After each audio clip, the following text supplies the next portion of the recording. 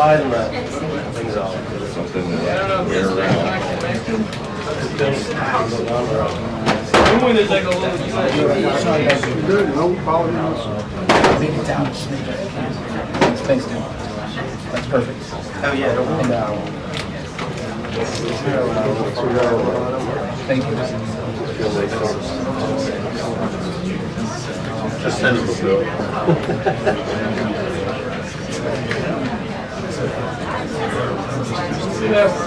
Few minutes until the briefing. Few minutes until the briefing. All right, nice. Yeah, no problem.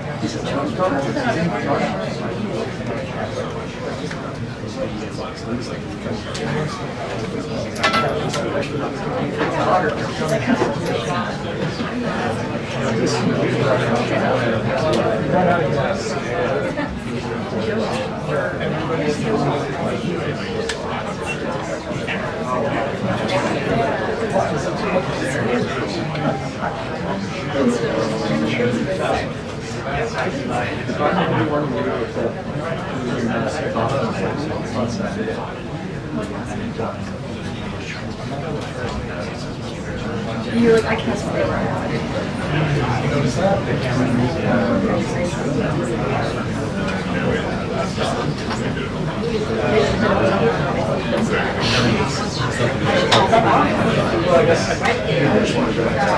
You changed the subject to his guns.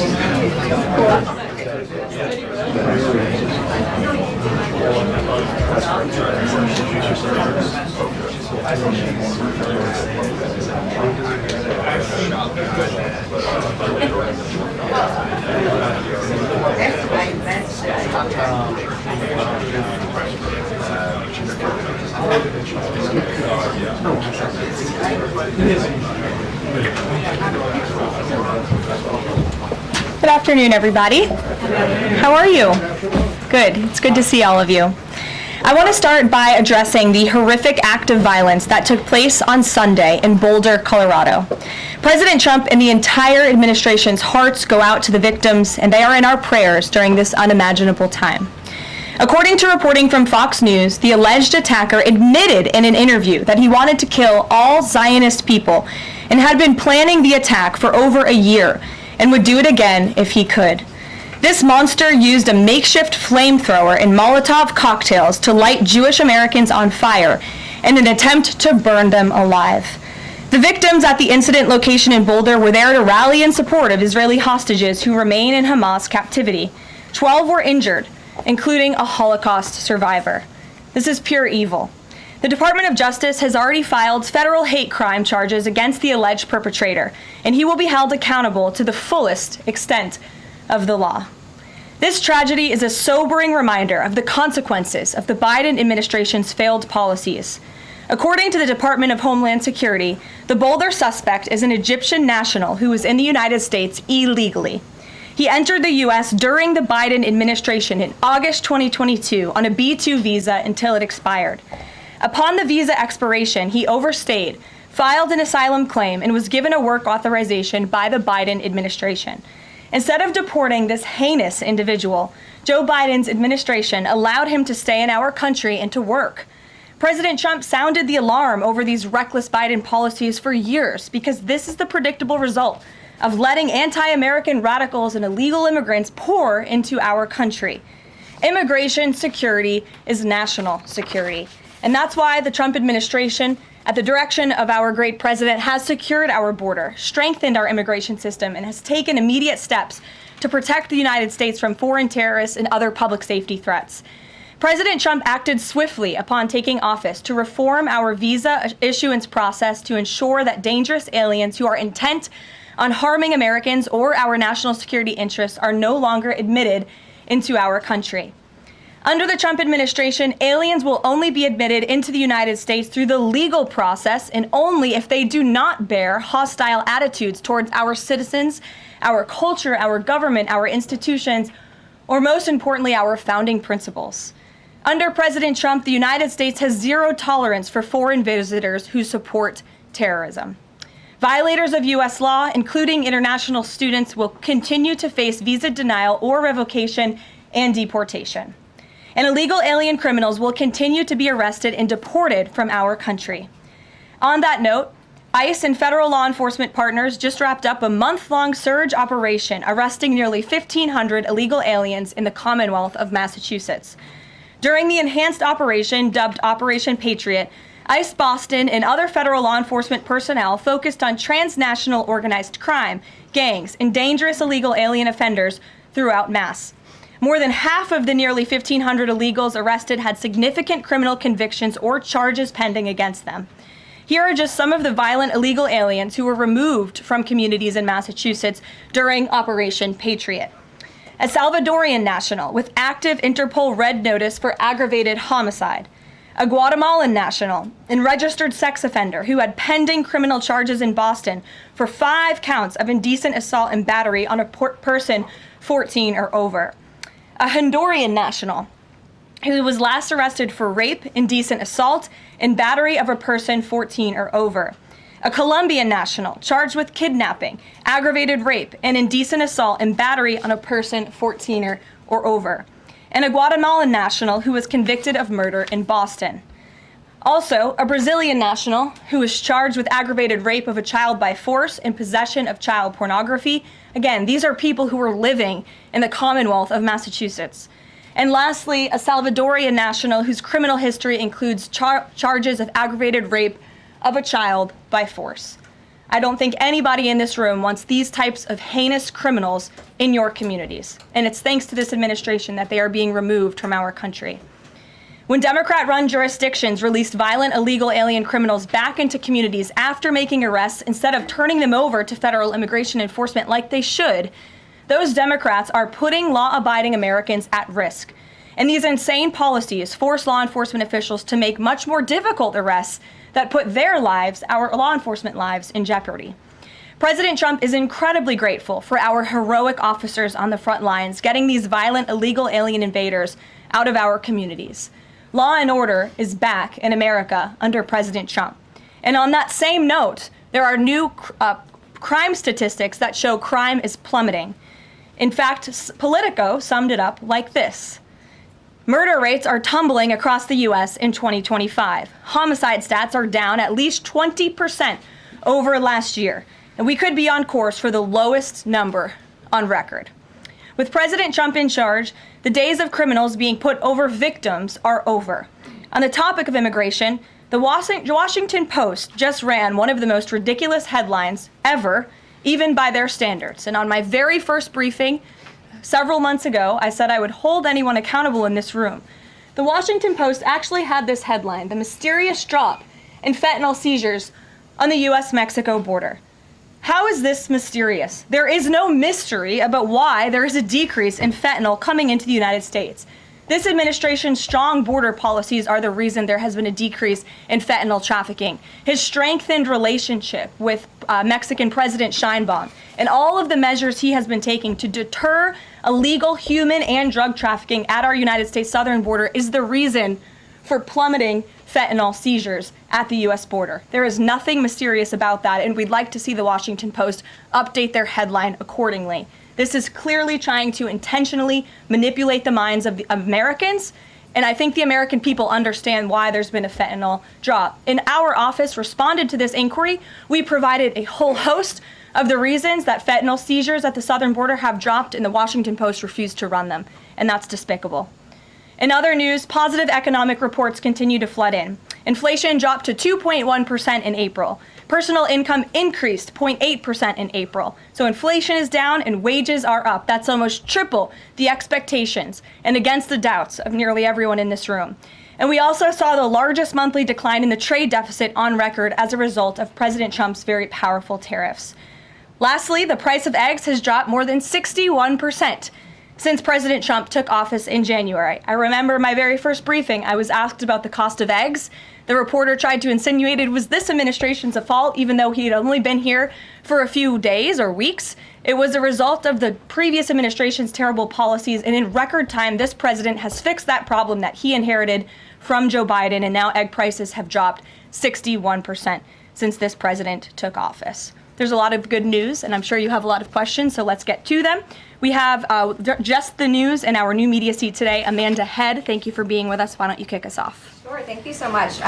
There is a disturbing trend of anti-Semitism turning into terrorism. Of course, the Boulder, Colorado instance that you just mentioned, the 2 Israeli embassy staffers who were murdered, Pennsylvania governor's mansion with the Jewish governor inside getting set on fire. Does the president consider this domestic terrorism? And as such, are there official alerts to law enforcement, BOLOs, task forces, things like that?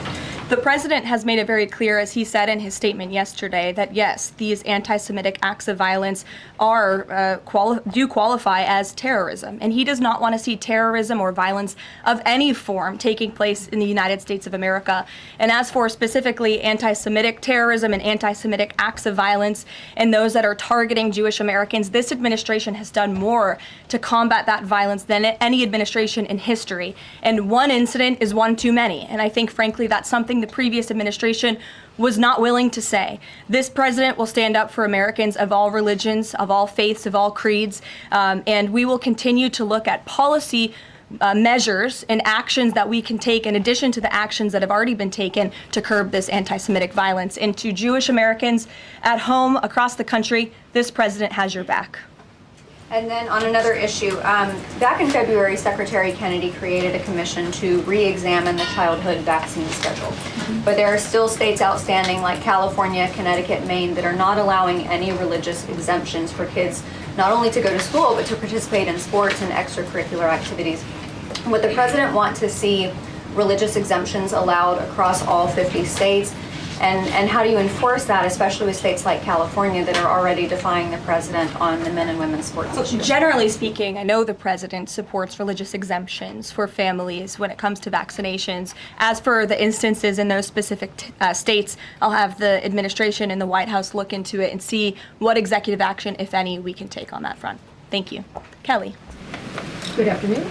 We're now in hurricane season, and obviously there is great concern every year about the potential for that. Can you speak to how the president is planning to have the level of support, should it be needed, to be as it has been with a reduction in the workforce? And is he still comfortable with Administrator Richardson, who had talked, whether joking or not, about not being aware of a hurricane season for this country?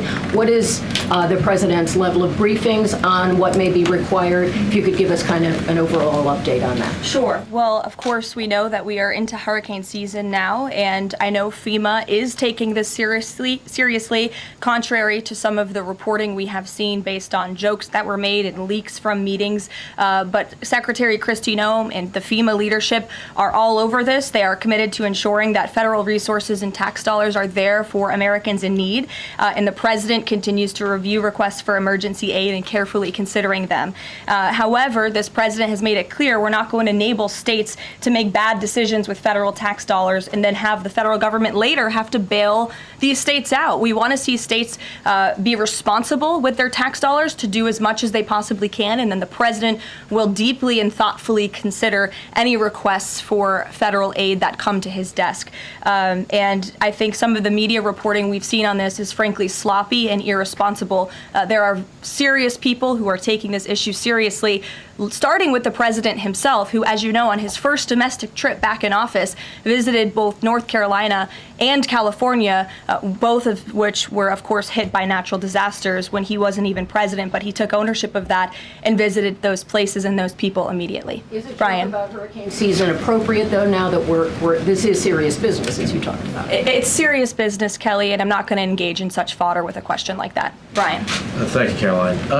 Reuters was reporting that there is a letter that is meant to be sent to other countries, which would give these countries a deadline of Wednesday to produce their best offer on the trade matter. Why does the administration feel the need to send this letter? And I have one more follow-up on trade. Sure, I can confirm the merits and the content of the letter. USTR sent this letter to all of our trading partners just to give them a friendly reminder that the deadline is coming up. And they are in talks. Ambassador Greer, Secretary Bessent, Secretary Lutnick are in talks with many of our key trading partners around the globe. As you know, Brian, I know the Wall Street Journal has covered this quite heavily. And they continue to be engaged in those discussions. And this letter was simply to remind these countries that the deadline is approaching and the president expects good deals, and we are on track for that, I will emphasize. On the trade side, though, when the deal with the United Kingdom, there was this idea of a reprieve on the auto tariffs. Is the president looking to do another similar deal on the sector-by-sector reduction in tariffs, or is this more going to be deals related to the reciprocal tariffs that were announced months ago? Well, as I've said previously from the podium, and the president has discussed as well, each country has unique advantages, unique challenges to it based on their markets and what they export to us and what we export to them. And so that's why the president smartly advised his trade team to engage in tailor-made deal-making. And we saw that with the United Kingdom, and we will see that with other countries as well. Kate. Does the president support the Senate moving forward with a bill imposing heavy sanctions on Russia?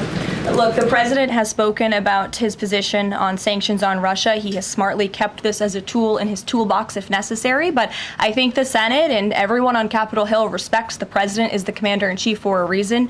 And as you know, Russia and Ukraine engaged in direct talks yesterday. That was at the encouragement of this president when he spoke to both leaders of both countries via phone just a couple of weeks ago. And so I would just like to remind everybody how far we have come in just 4 months. I mean, it was inconceivable last year at this time for Russia and Ukraine to be engaged in direct talks. And it's because of the president's insistence and determination to get this war to an end that these countries sat down yesterday. So he's willing to use sanctions if he needs them, and the Senate and the Capitol Hill understand that the president is the commander-in-chief and he's leading United States foreign policy as he should. And on Iran, the president said that the U.S. would not allow for any uranium enrichment, but the proposal offered to the Iranians reportedly allows for low levels of enrichment. Can you explain that discrepancy?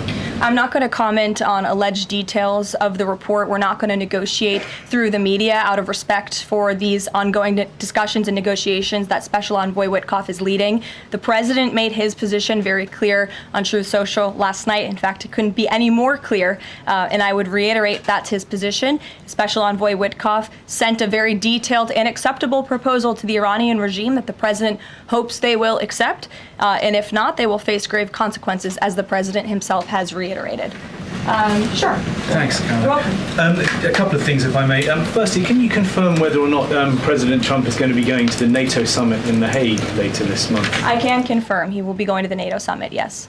Great, thanks. And another question on the Netherlands, in fact. Just wondering if you have any reaction to the collapse of the Dutch government there after the anti-EU and anti-Islam leader Geert Wilders, who's been described as the Dutch Trump, pulled out of the government there. I don't have a comment on that, but certainly we should and we will get you one, okay? Thanks. You're welcome. Brett. Thanks, Caroline. I wanted to ask, a couple days ago, the president announced that he was withdrawing the nomination of Jared Isaacman to lead NASA, citing a thorough review of prior associations. I wondered, why did this review happen just now, after the nominee was so far into the process? And can you explain the president's thinking on who he might choose? Look, the president reserves the right to nominate individuals to key administration posts. He also reserves the right to remove those individuals if he chooses, just like he reserves the right to fire anybody in the executive branch that he wants. And so a new replacement for NASA will be announced very soon, as the president himself said. Was there something in particular that came up that caused the president concern with this nomination? The president wants to ensure that all of his nominees are aligned fully with the America First mission of this administration. And again, he will be announcing a replacement very soon. Andrew, go ahead. Thank you, Caroline. You're welcome. It's been just about a month since President and Prime Minister Starmer announced... Can't see you all the way back there. Phil's head is in the way. There you go. So it's been just about a month since Prime Minister Starmer and President Trump announced that the U.S. and U.K. had reached a trade deal, right. or at least a framework for a deal. Now there are at least some conservative MPs in London who are complaining that Parliament has not yet seen the text of any deal. So I'd like to ask you from this side of the pond, is there a text for the deal ready to be released, submitted, and if not, when can we expect it? And then I have one more. There's most definitely text with this deal. There is language that this side has seen. You'll have to ask the UK Parliament why they haven't seen it from their own government. I obviously can't answer that question. And on Caroline, one more on Ukraine, go ahead, please. Jonathan. Sure, go ahead. On Ukraine, it's been a couple days since Ukraine made that audacious drone strike on Russian airfields. The president hasn't said a word about it, and usually he's not shy about making his thoughts known on the war. Or, it's not bad on the war or any other subject.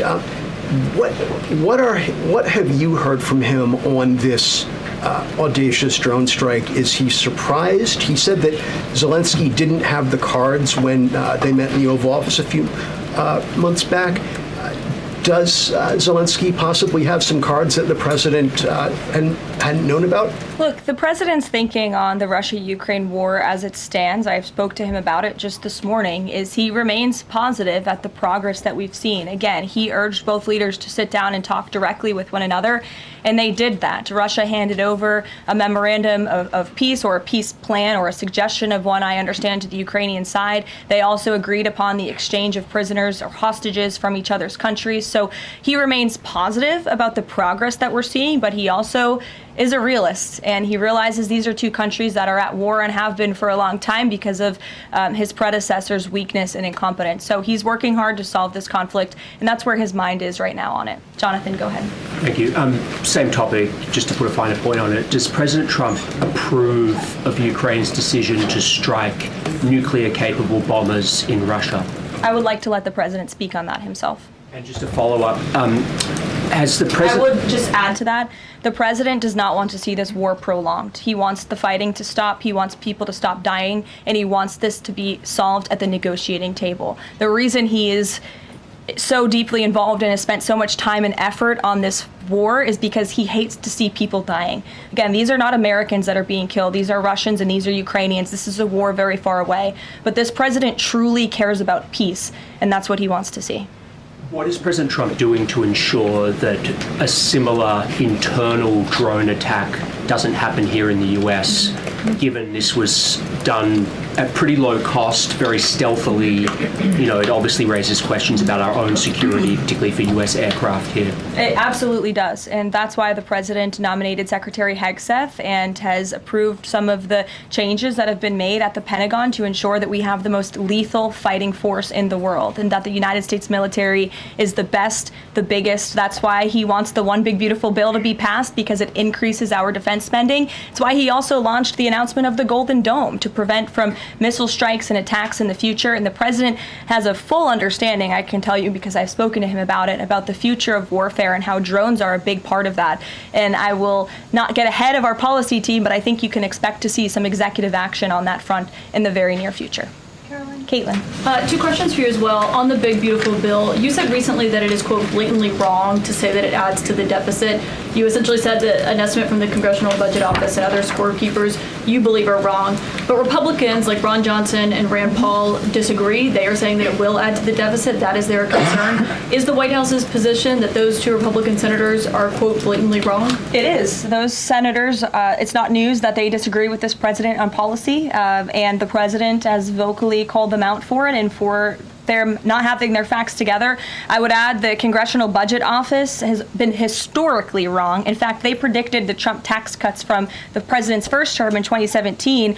Their prediction was wrong by $500 billion. Those tax cuts had nearly $500 billion more of revenue than the Congressional Budget Office scored. And I would also point out, I don't think many people know this, there hasn't been a single staffer in the entire Congressional Budget Office that has contributed to a Republican since the year 2000. But guess what? There have been many staffers within the Congressional Budget Office who have contributed to Democrat candidates and politicians every single cycle since. So unfortunately, this is an institution in our country that has become partisan and political, and we are very confident in our own economic analyses of this bill. There is $1.6 trillion in savings, and our Office of Management and Budget Director, Russ Vought, is a fiscal hawk. He is well known in this city for being a well-respected fiscal hawk. He has tools at his disposal to produce even more savings. And as you know, the White House will be sending our rescissions package to Capitol Hill today. And on immigration, the other day that the Homeland Security Secretary said, and I'm quoting her now, that an illegal alien threatened to assassinate President Trump and highlighted his arrest. A man has now admitted to framing him, saying that he wrote the letter that the DHS Secretary Kristi Noem posted online. Last I checked before I came into the room, that post was still up from DHS. Does the White House expect them to issue a clarification or a correction on that We front? can ask the Department of Homeland Security and get back to you. Jeff. Karoline, is the United States putting pressure on China to release its hold on rare earths that are hurting car companies and technology companies now that require that for their products, and is that pressure working? Well, I can assure you that the administration is actively monitoring China's compliance with the Geneva Trade Agreement. I know the United States, on our end, we have complied with the terms that we set, and our administration officials continue to be engaged in correspondence with their Chinese counterparts. And as you all know, and I know there's a lot of interest in it, there will be a leader-to-leader talk very soon. And when that happens, as always, we will let you know. Also, in Asia, does the White House have a reaction to the results of the election in South Korea? Yes, we do. In fact, let me find it here for you. It should be somewhere in here. Thank you. We do not, but I will get you on, Jeff. Go ahead. Thanks, Karoline. Two questions on trade. Is this letter that was sent to trading partners a sign that the president isn't satisfied with the pace of these negotiations? Is he trying to light a fire under these talks now? Well, look, the president has been very direct to our trading partners in his conversations with them, with foreign leaders directly, that they need to cut deals with the United States of America. The tariff agenda of this president, he believes very strongly in it. And as you've all seen, he's unafraid to use tariffs to protect our industries and protect our workers. But he wants to see these tailor-made deals be signed. And I will tell you, of course, I never want to be the one negotiating with the press about these internal discussions and deliberations. But our team, who is deeply involved in this, sees these deals moving in the right direction. In fact, Ambassador Greer is in Paris right now meeting with many of our trading partners. So we should still expect this flurry of deals in the next 36 days, and the plan is still for those full tariffs to go back into effect on July 9th. The plan is for the announcement of these deals to be made very, very soon, yes. Sure. Thank you, Karoline. You're welcome. So Governor Whitmer confirmed that she spoke with President Trump about the possibility of pardoning the plotters against her, the kidnapping case. She didn't give us an idea of what the president's reaction was to that. Do you have any information about what he said? Well, I won't reveal the president's private discussion unless he gives me liberty to, but I will reiterate what he said publicly when he was asked by one of the journalists in this room in the Oval Office a couple of weeks ago about the pardons. He said it's something he would look at, nothing more, nothing less. Haley, go ahead. Thanks, Caroline. And then to Kelly next to you. Thank you. When it comes to the leader-to-leader call with Xi Jinping this week, what is the president's expectation of this call? Is he looking for concrete outcomes out of this, or is he looking to kind of warm relations as these trade talks are ongoing? Well, President Trump and President Xi have shared a respectful relationship throughout the years. And again, I won't get ahead of the president on that call, but as always, after, you'll hear directly from the president or from myself or someone else here at the White House. Kelly. Caroline, thank you. I want to get back to the anti-Semitic behavior that's been going on college campuses as well as recently in Boulder, Colorado. The president, as you know, has the White House Faith Office, the Religious Liberty Commission, as well as the Anti-Task Force on Anti-Christian Bias, which includes anti-Semitism. From a whole of government perspective, and the president has already mentioned how he hates these kinds of acts that have been going on, can these entities and these agencies work together with the president to put out a proactive campaign to help people stop the hate? I think the president himself has been leading on this, Kelly, and has been incredibly clear in his rhetoric that he is not going to tolerate such hate or behavior in the United States of America. And you will see that rhetoric being followed up by action from the Department of Justice, who is seeking to prosecute these cases to the fullest extent of the law. And I know the Attorney General and the FBI Director were very quick to call this what it was, targeted terrorism. And there was some, I think, criticism from the media and at least pundits I saw on television saying, are they too quick to jump here? No. They see the facts and they reveal those to the American people, and they're transparent. And I think, frankly, that's a breath of fresh air from what we experienced in the previous administration. Are there programs that they can put in place to campaign against this kind of violence, to actually take the whole approach and say, we want to get ahead of you. If you're thinking it, don't do it. And if you're going to do it, sit down and talk to someone within the Faith Office, within the Religious Liberty Commission, as well as the task force. Yeah, surely. It's a good idea, and I'll pass it along to them. Peter. Thank you, Caroline. When you look at these last-minute Biden pardons, the big ones, Biden siblings, Fauci, January 6th committee. That's right. Most of the big ones have the same very neat signature. We would expect that probably to be the Autopen. There is one that looks different. It looks authentic. In fact, if you look at the last name, it almost looks like the president was having a hard time spelling his last name there. Is this White House of the opinion that the only pardon that would count is one that the president signed himself? It's very interesting. Very interesting props. If you want to bring them to my office later so I can take a closer look, I would like to do that. The president is making a good point when he discusses the usage of the Autopen. Who was running the country for the past 4 years? Perhaps those documents were signed with the Autopen, something that this, I believe the Department of Justice is looking into. As you saw, Ed Martin made an announcement at the Department of Justice this morning to launch an investigation because the American people deserve answers. Is there any concern that this president, who won the election on a promise to fix the economy and close the border, that focusing and scrutinizing these Biden pardons is looking into the past instead of looking forward? I think in comparison to the amount of time this president has spent on securing the border, on fixing our economy, I just read out for you an entire list of economic accomplishments. Look at the border numbers, look at the time and effort he's divulged into solving the global conflicts abroad. It pales in comparison, but it still, nevertheless, is a very important issue. And it was a huge issue that sent the president back to this White House. The Americans saw with their own eyes a mentally incompetent president, and they want answers for that. And the president believes they should have And them. something that just Go crossed ahead. Caroline, how mad do you think President Trump is going to be when he finds out that Elon Musk said, "I'm sorry, but I just can't stand it anymore. This massive, outrageous, pork-filled congressional spending bill is a disgusting abomination. Shame on those who voted for it. You know you did wrong. You know it." Look, the president already knows where Elon Musk stood on this bill. It doesn't change the president's opinion. This is one big, beautiful bill, and he's sticking to it. Tamara. Thank you. The National Security Council was reorganized, or some staffing changes were made the Friday before Memorial Day. I'm hoping you can explain sort of the new structure, what the structure is of the National Security Council, what the goal is in terms of staffing levels. What is the new National Security Council mode? Well, as with everything in this White House, it is a top-down approach. The president is here. He is president. He's not an Autopen like the previous president was.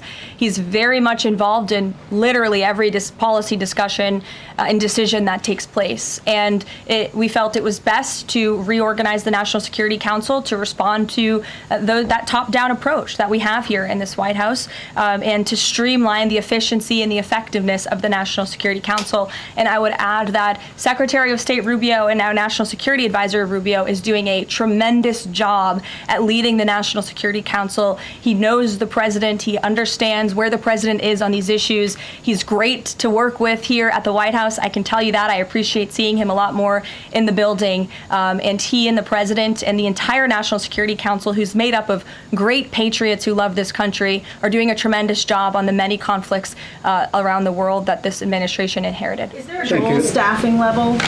I'm sorry? Is there a goal for the staffing level, like a number of people who would be in this National Security Council? We just want the National Security Council to be as efficient as possible, and if staffing needs are necessary, I'm sure Secretary Rubio would not mind hiring people if necessary, but again, we've been working with them day in and day out, and they're chugging along and doing great work. Sure. Thank you, Karoline. Two questions, if I can. President Trump got involved himself in presidential election in Poland by supporting a conservative candidate who ultimately won. Yeah. What does it mean for the future U.S.-Polish relations? What's likely to change? Well, I believe the president is obviously pleased to see the result of the Polish elections. He met with Karol Nawrocki, if I'm pronouncing that correctly. Yes, Nawrocki. Okay, thank you. I appreciate your insight on that. He met with him at the White House, and he told them, you're going to win because you support common sense. And he supported strong borders in Poland. He supported an end to the woke, radical DEI stuff that we've seen not just here in the United States, but really take over Europe and, frankly, the whole world. He was very outspoken about that. And I was reading the reports about how the Polish people felt about this man, and they felt like he was putting the needs of Poland first. And that's a very refreshing feeling, one that we know very well here in the United States of America. So, as you know, the United States and Poland have always had a very deep and strong relationship, friendship. They're a great ally, and I know the president continues to look forward to working with them. We have one more on Ukrainian drone attack on Russia. Was President Trump informed in advance by Ukraine that the attack is coming? He was not. Carrie. Karoline, so just want to go back to the issue on the anti-Christian bias as well as issues on anti-Semitic issues. Senator Grassley just put out a report saying that the FBI files have shown that the Catholic group targeting was way more prevalent within the FBI during the Biden era than was previously shown, as far as former FBI Director Christopher Wray was putting out there during congressional testimony. Can you discuss here what President Trump would like to see in terms of consequences within the FBI as far as those who were involved? Also, the second question, if the DOJ finds that the Autopen was used by President Biden, should those actions that were used with the Autopen, should they be null and void? I'm not going to get ahead of the Department of Justice's investigation into the usage of the Autopen. And again, the question is not, was the Autopen used? It's whether or not the President of the United States knew it was being used, and if not, who was using it in his name, which is clearly illegal behavior. Deanna. Thanks, Caroline. One on foreign policy, one domestic, if I can. Sure. On foreign, just speaking to the president's Truth Social post about Iran recently, saying that there will be no uranium enrichment. Is he saying that that's a red line for him, or no? I already answered this question. The president's been very clear about where he stands on that. Okay, and then on domestic, there is a report that Laura Loomer met with the vice president today. Can you speak to her relationship with the administration and if she's informally advising in any way? She is not. I do know she met with the vice president. As for what was discussed in that meeting, I would defer you to his team. Thanks, Caroline. I had one question on anti-Semitism, one question on China. So for years, radical leftists and Islamists have been calling for so-called globalize the Intifada. Do you believe this is a call for violence against Jews? And do you think these attacks on Jews around our country is what globalizing the Intifada looks like? I don't want to speak to the merits of those claims without looking into them, but as I said, any violence against Jewish Americans will be prosecuted to the fullest extent of the law. Absolutely. And also, Secretary of State Rubio made an announcement saying he'll be revoking visas of certain Chinese students, including those with connections to the Chinese Communist Party.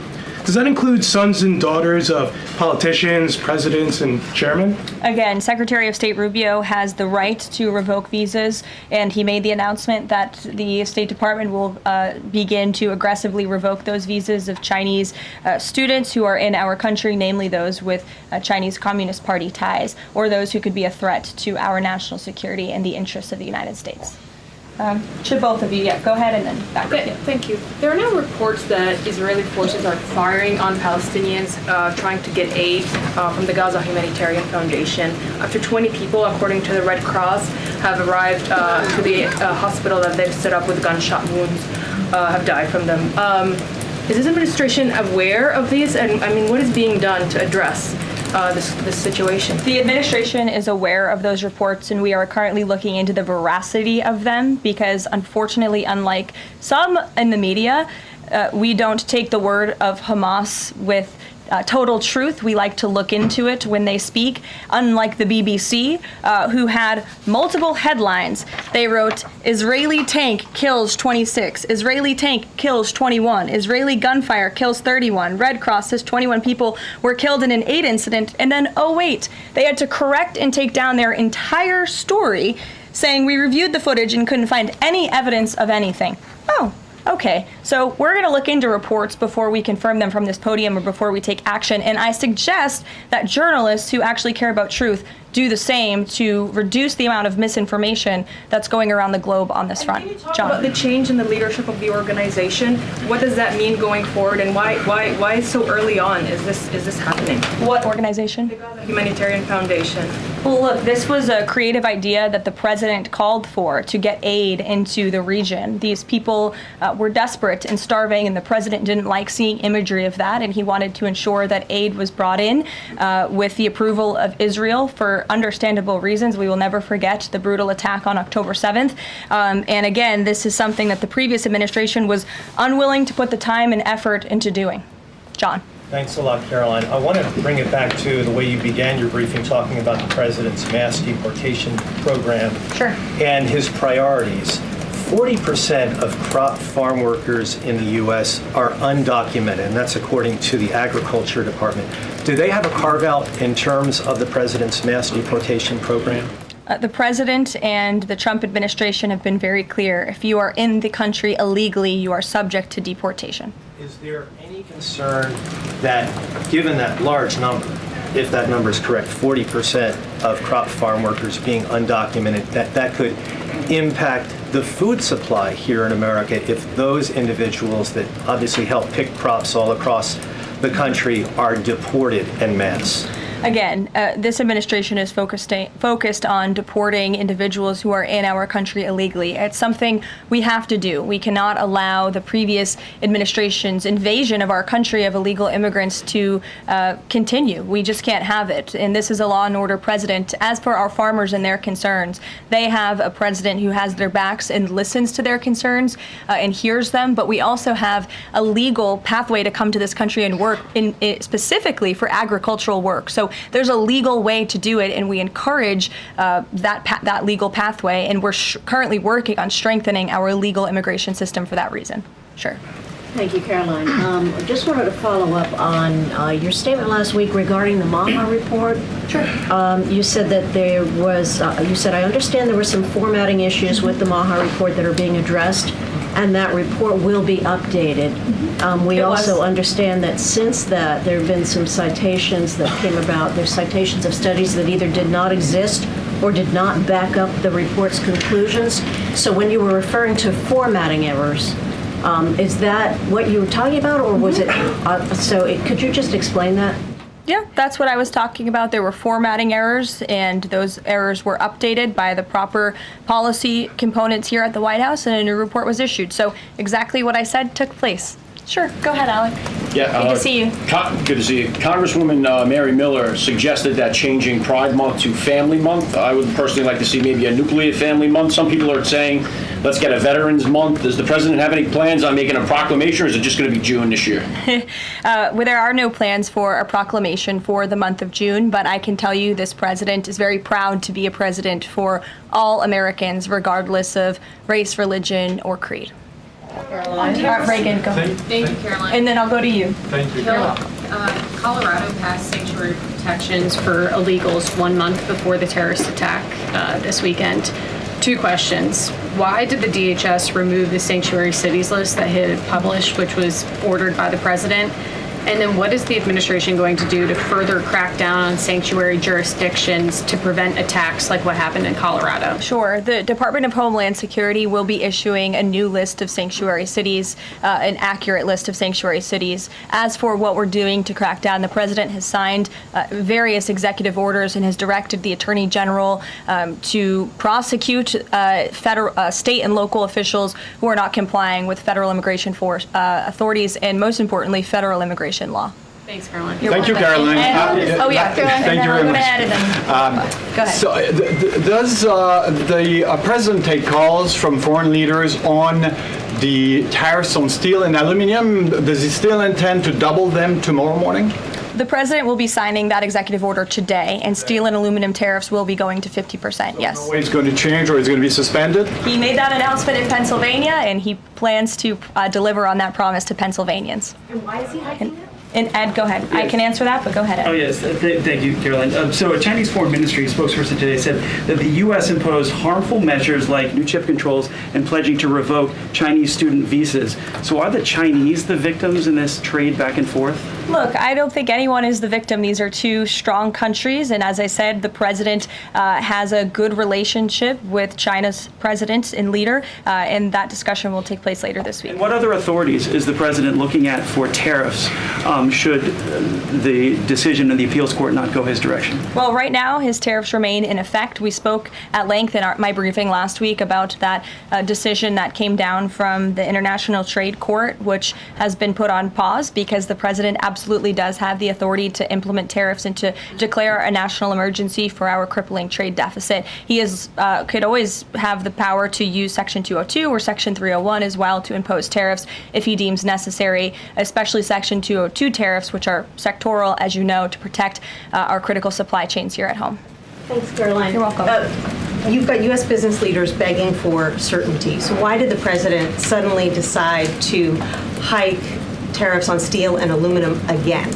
You also have U.S. business leaders begging to meet with this president and begging to come to the White House to talk to him because they know that he is a negotiator in chief, that he's making good deals on behalf of the American worker and the steel worker, in particular when it comes to the steel and aluminum tariffs, which he discussed in his speech at length at Pennsylvania and the need for them. And I would just add, I was at that speech on Friday with the president, and there were 2,000 steel workers and their families in the room, many of them wearing their hard hats. I spoke to one backstage who said this is the greatest thing that has happened for that community in Pittsburgh, Pennsylvania in 60 years, because this is a president who doesn't just talk the talk, he walks the walk too, and he's delivering on his promises to bolster our steel and aluminum industries in this country and to protect those jobs. If not for this president, that steel plant in Pittsburgh, Pennsylvania would have closed. Those jobs would have been lost, and the president saved that company, he saved those jobs, and he's saving that community, and that's the intention of the steel tariffs, which he will sign later this afternoon. Thank you very much, everyone. We'll see you later. Friday for